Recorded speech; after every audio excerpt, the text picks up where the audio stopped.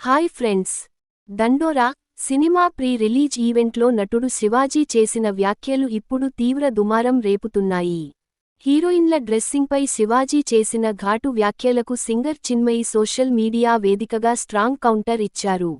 Pre release ఈవెంట్లో శివాజీ మాట్లాడుతూ, మహిళలు చీరలు కట్టుకోవాలని, బట్టల విషయంలో హద్దులు దాటితే సమస్యలు ఎదురవుతాయని వ్యాఖ్యానించారు. ఈ వ్యాఖ్యలు మహిళలను అవమానించేలా ఉన్నాయని చిన్మయి తీవ్రంగా స్పందించారు. మహిళలందరూ చీరే కట్టుకోవాలా?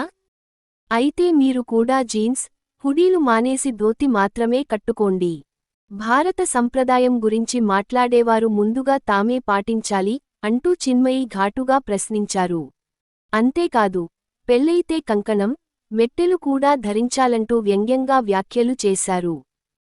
ఒక మంచి సినిమాలో విలన్ పాత్ర పోషించిన శివాజీ, ఇప్పుడు పోకిరి భాషతో మాట్లాడుతున్నారని చిన్మయి విమర్శించారు.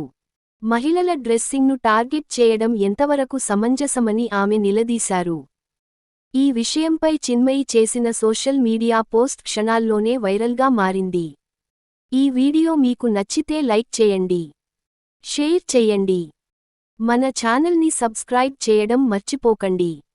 Bye friends.